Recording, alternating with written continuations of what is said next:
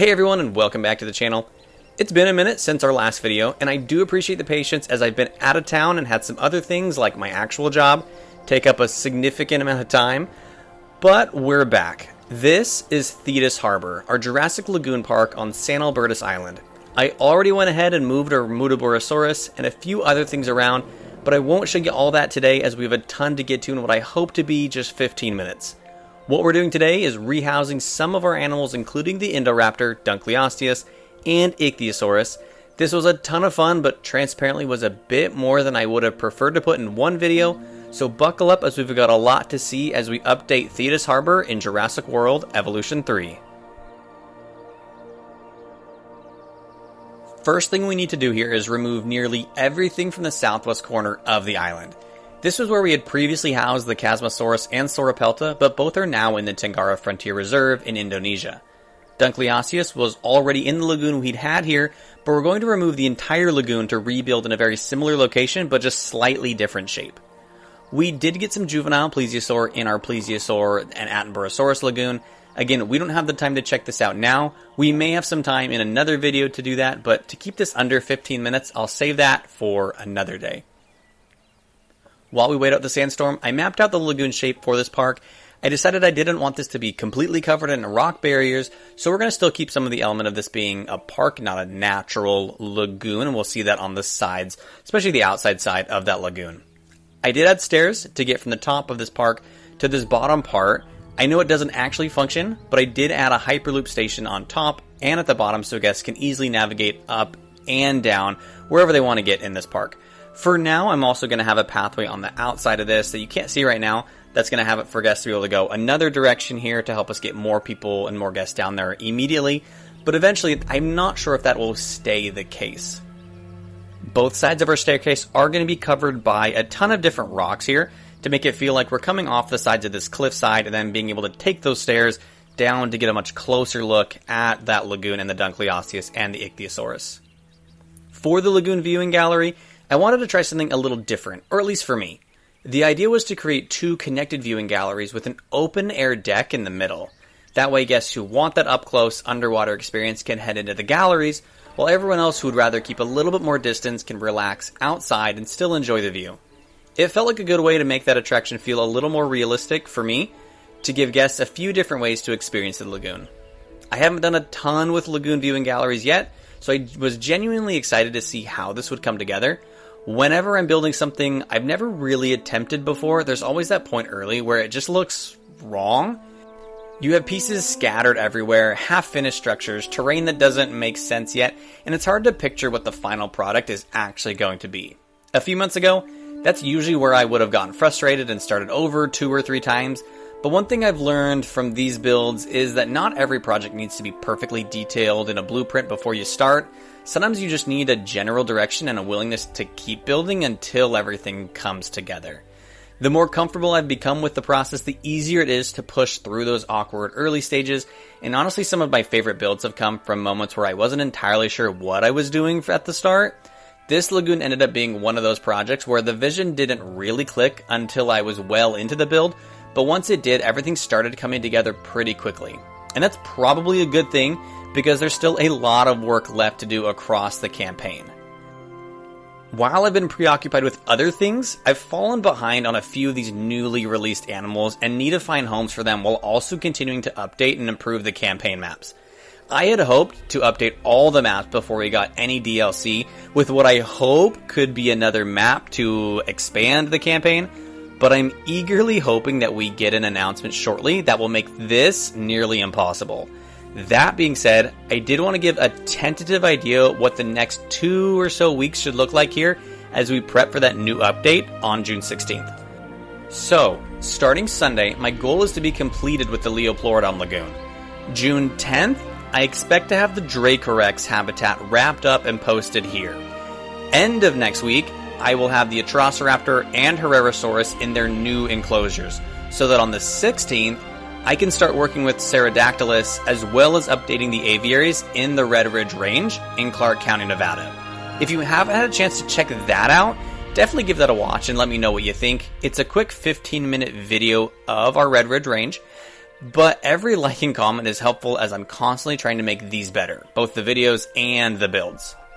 We've got a ton of great updates that came through yesterday, and I'm looking forward to checking out all of them, but with my job and then doing these videos, I already have a fair bit on my plate, so stay tuned for everything coming up. If you don't want to miss any of those videos, be sure to hit the subscribe button.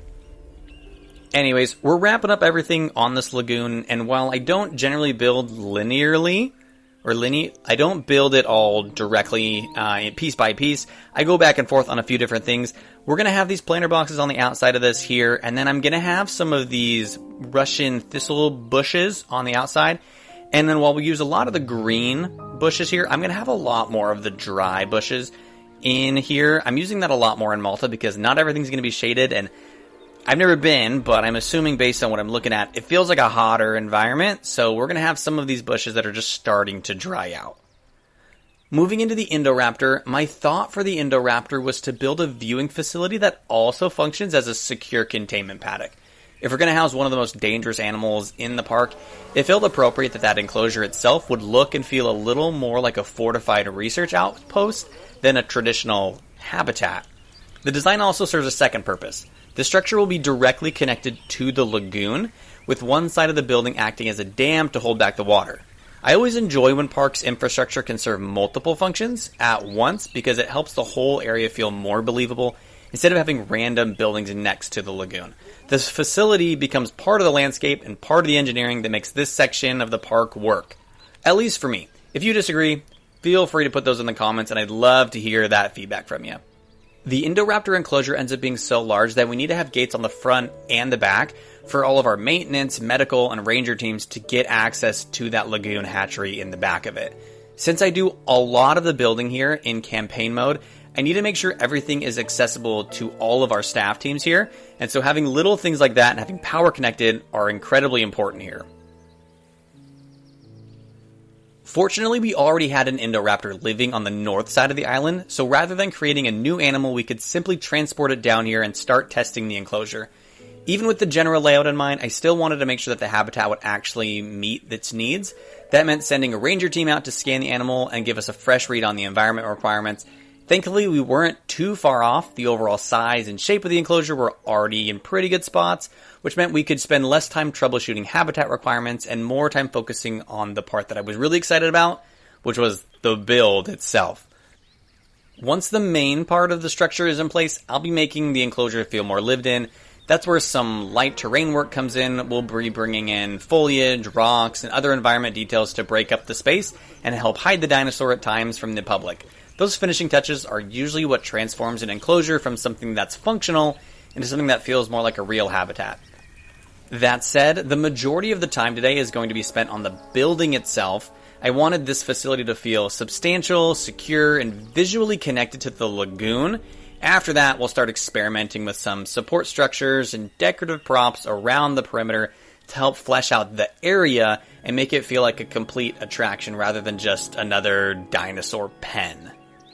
We're going to have 2 layers of floor or ceiling on this here, and so one part's going to be the concrete slabs that we'll have over the top of it, and then below it we're going to have a white ceiling and then with some lights under it that are going to make it so that even when it's dark out and it's nighttime, we can still see the Indoraptor. We're going to have some glass panels over the top of it as well to make it easier to have light coming in there naturally.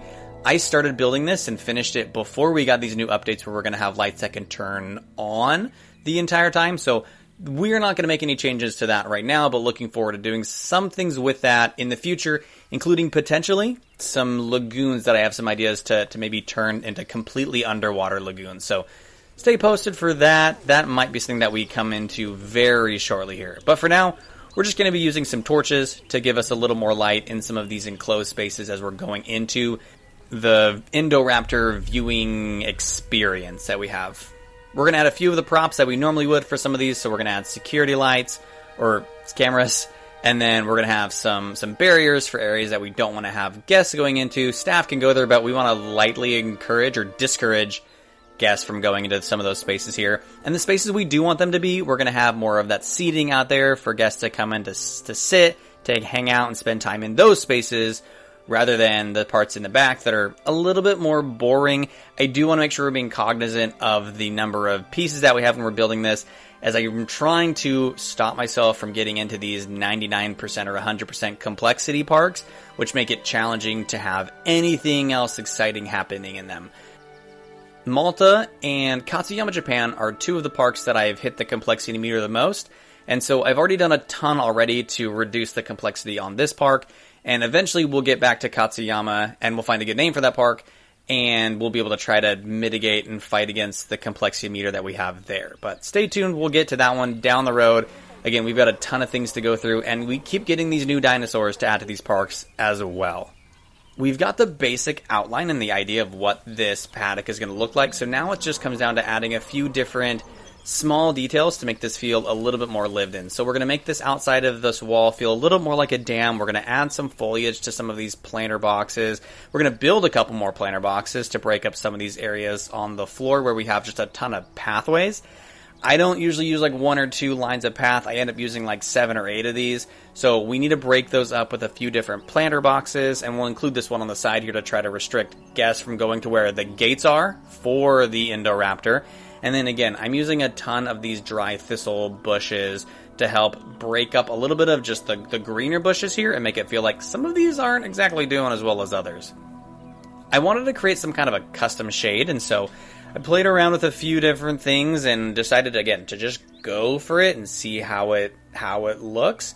So we're going to have a few of these like sail pieces. I think these are actually from the Japan Innovation Hub. And then once we build a couple of these together, there's a little gap in the middle if we want these to be perfect. So I'm just splitting this into 2. So we have these 2 smaller covers that I'm just connecting to like parts of rocks or other spaces around here. I don't know if I'm going to use these in other parts of this park, but I felt like it was something to break it up and make this part of it feel a little bit more different and unique and have something that makes this feel like it's separate from the rest of the park. But obviously we've got a ton of different lagoons, and I'm trying to find different ways to make them all a little bit different from each other. So this is just one of the ways to do that. Essentially, this is everything, and we're just about to wrap up. So thanks again for watching to the end here. I'm going to add the build codes for the Lagoon Gallery, the Indoraptor Enclosure, and also some Malta-themed amenities I added to this space in the outro of this video. Thanks again for watching, enjoy your day, and I will see you on the next build.